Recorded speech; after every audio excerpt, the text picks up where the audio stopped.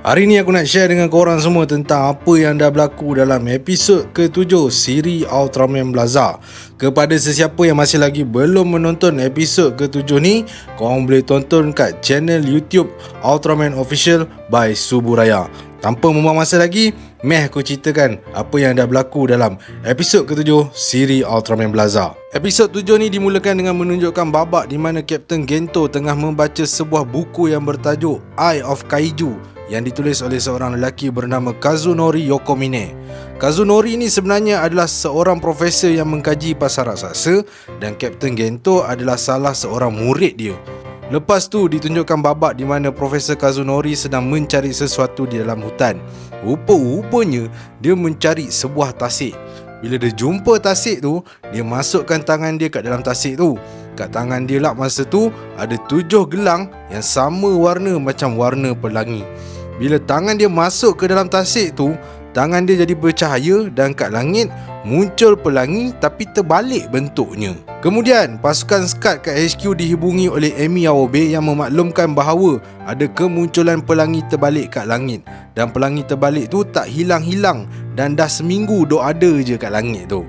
Disebabkan kejadian pelik tu dan disangkakan ada kaitan dengan raksasa, Kapten Gento pun pergi berjumpa dengan Profesor Kazunori. Sebabnya Kazunori ni ada buat kajian pasal raksasa yang berkaitan dengan pelangi. Lepas tu Profesor Kazunori pun flashback balik kejadian masa dia kecil-kecil dulu. Dia kata kat kampung dia ada masalah kemarau yang teruk. Jadi penduduk kampung pun buat satu ritual untuk panggil hujan. Ritual tu menyebabkan muncul pelangi terbalik kat langit. Nenek Kazunori bagi tahu yang tu adalah petanda kewujudan dewa langit bernama Niji Kagachi. Nenek Kazunori bagi tahu yang Niji Kagachi akan turunkan hujan kat kawasan-kawasan yang kering. Lepas tu nenek Kazunori tambah lagi, tapi kalau kita ada niat jahat, hujan yang Niji Kagachi turunkan akan jadi hujan ribut. Kapten Gento pun tanya, kiranya Niji Kagachi ni raksasa ke? Tapi bagi Kazunori, Niji Kagachi adalah alam semula jadi yang patut ditakuti dan dihormati. Tengah dia orang duk bersembang dengan Kazunori, Kapten Gento dapat panggilan daripada HQ yang mengatakan ada raksasa muncul kat Gunung Fuji dan raksasa tu adalah Niji Kagachi. Earth Garen pun berdepan dengan Niji Kagachi dan melepaskan tembakan, tapi satu pun tak memberi kesan kepada Niji Kagachi. Badan dia seolah-olah kebal daripada sebarang serangan. Niji Kagachi tak buat serangan balas, tapi dia sedut segala benda yang ada kat sekeliling dia. Mujurlah Earth Garen tak kena sedut sekali. Lepas tu muncul awan hitam atas Niji Kagachi dan berlakunya hujan ribut kat situ. Kapten Gento pun tertanya-tanya sama ada ini adalah nikmat ataupun bencana. Skuad SCAD buat kajian dan dapati Niji Kagachi akan bergerak dari satu tempat ke satu tempat sambil membawa hujan ribut yang dia ciptakan tu. Tapi apa Niji Kagachi buat sebenarnya lebih kepada kemusnahan. Jadi Kapten Gento pun pergi berjumpa Profesor Kazunori balik untuk minta penjelasan. Sekali bila Kapten Gento berjumpa dengan Profesor Kazunori, Kazunori mengaku yang dialah yang panggil Niji Kagachi menggunakan Rainbow Stone yang ada kat tangan dia. Kazunori kata yang kemunculan Niji Kagachi ni akan menghapuskan semua kerosakan yang telah dibuat oleh manusia agar bumi menjadi sesuatu yang suci semula. Bila Kapten Gento dengar macam tu, dia tak setujulah dengan apa Profesor Kazunori buat dan cuba nak tangkap dia. Pada masa itulah Kazunori gunakan Rainbow Stone dia untuk menyerang Gento dan menyebabkan Gento pengsan. Kat HQ SCAD, ahli-ahli SCAD dapati yang hujan ribut diciptakan oleh Niji Kagachi mula menjadi satu bencana alam yang besar. Gento yang dah sedar dari pengsan terus balik ke HQ dan mengarahkan semua anak buah dia untuk bersiap sedia untuk menyerang Niji Kagachi. Gento bersama-sama Anri yang mengawal Earth Garen cuba menyerang Niji Kagachi bertubi-tubi tapi tak mendatangkan hasil. Malah tembakan Earth Fire pun tak memberi kesan kepada Niji Kagachi. Lepas tu Profesor Kazunori muncul dan dia gunakan Rainbow Stone dia untuk memberi arahan kepada Niji Kagachi supaya menunjukkan rupanya yang sebenar. Bila Niji Kagachi dah tunjukkan rupa dia yang sebenar, dia pun melepaskan satu tembakan yang sangat kuat lalu mengenai Earth Garen dan menyebabkan Earth Garen tak boleh bergerak lagi. Anri jatuh pengsan kat dalam Earth Garen tu dan Kapten Gento pula dia masih sedar dan dia segera keluar dari dalam Earth Garen dan bertukar menjadi Ultraman Blaza.